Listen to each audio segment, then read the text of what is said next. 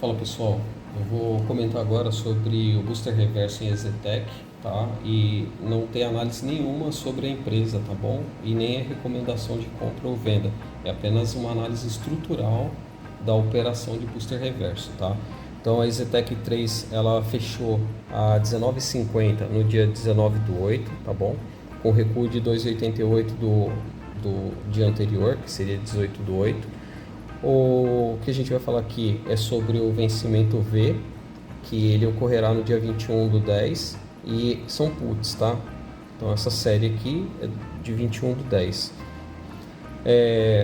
Os dois strikes escolhidos aqui é o de 19,80 e o de 18,80, V198 e V188, tá? O prêmio do 198 foi de 1,35 às 16 horas e 18 minutos e do 188 foi 80 centavos às 11 horas e 56 minutos, tá bom? No que consiste o Booster Reverso? Você vai comprar um strike superior e vai vender dois do strike inferior. Então, uma vez do 19,80 e duas vezes o 18,80, tá bom? O saldo dessa montagem aí vai ser o seguinte: é 1,35 que eu preciso pagar para comprar o strike de 19,80 e duas vezes 80 centavos, que é o que eu irei receber pela venda do 18,80, tá bom? Isso vai resultar em 25 centavos. Porém, diferente de BOVA, que você consegue negociar 1 a 1, esse aqui o mínimo são 100. Então, você vai multiplicar isso aqui por 100, então vai dar R$ 25. O negativo aqui, apesar de estar escrito que você vai receber, você vai mesmo receber. É que você tem que colocar o negativo no robô, porque ele segue a estrutura de cálculo, tá bom? Então, basicamente é isso. E como que se dá o desenrolar dessa estrutura? Acima do 19,80 você vai ficar com esse prêmio aqui, que é de 25 centavos. Na verdade, vai ser 25 centavos vezes 100, tá? Caso você monte para um lote e dois lotes. Entre 19,80 e 18,80 é como se você tivesse comprado a seco a put do strike maior. O que isso significa? Que, por exemplo, se o fechamento se der aos R$ 19, você vai ficar com 80 centavos, né? Porque essa put aqui vai valer 80 centavos precisamente. Só que você não consegue fazer isso de uma maneira orgânica, tá? Por quê? Porque no dia do vencimento você não tem a previsão de onde o papel vai parar. E a gente pode ser surpreendido, por exemplo, com oscilação de menos 4%, menos 5% ou desabar. Então, começa o pregão no dia 21, né? E de repente não está dentro ainda do dinheiro. Só que termina o pregão e você pode ser exercido, tá? Então vale muito a pena depois dar uma olhadinha em algum vídeo sobre exercício, tá bom? E se vocês quiserem, depois eu tento fazer alguma coisinha aí para ajudar também, tá bom? Então vai ser como se você tivesse comprado a seco, tá bom? E abaixo dos 18,80? Bom, você vai ser exercido, caso você não desmonte, tá? E termine o dia, né? O dia 21/10, você vai ser exercido, tá? Nas três pontas, tá? E você vai ter que comprar o papel no 18,80, tá? E fim de papo. Então, dois vão se anular, tá? A própria B3 vai fazer isso aí, né? Para você.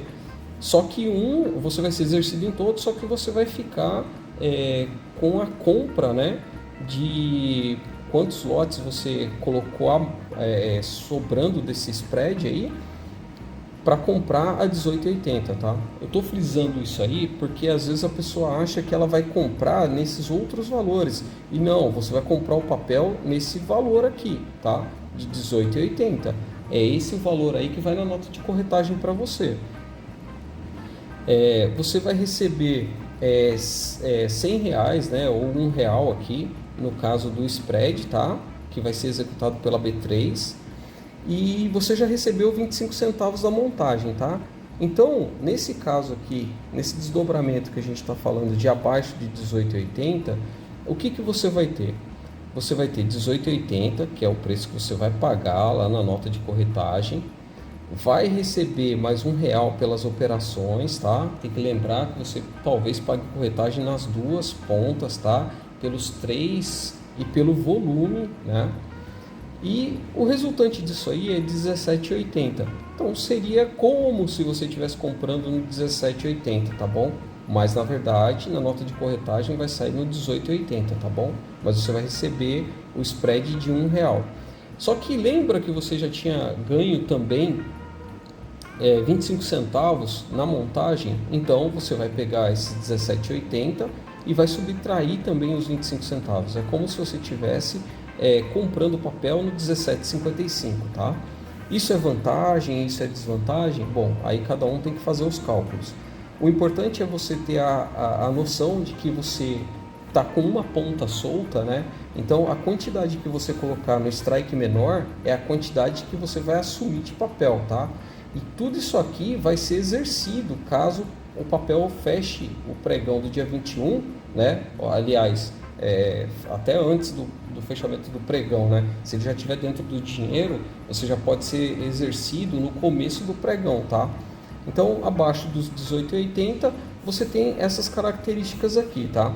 Agora, qual é a parte importante aqui para a gente avaliar? É o seguinte, se eu só vendesse uma put, porque o que a gente vai acabar aqui, a nossa consequência é de assumir um lote, tá? Se eu apenas tivesse vendido uma put do strike de 19,80, eu teria 19,80 menos 1,35. É como se eu tivesse também, se eu tivesse que assumir o papel, caso ele ficasse abaixo de 19,80, por 18,45. Não sei, 18,45 e o outro é 17,55. Tem que fazer a conta aí e ver se vale a pena, tá bom? E a outra opção seria você vender também uma de 80 centavos, né? Já que a gente está falando de um lote, tem que comparar um lote com um lote, né? Então, um lote de 80 centavos, mas de quem?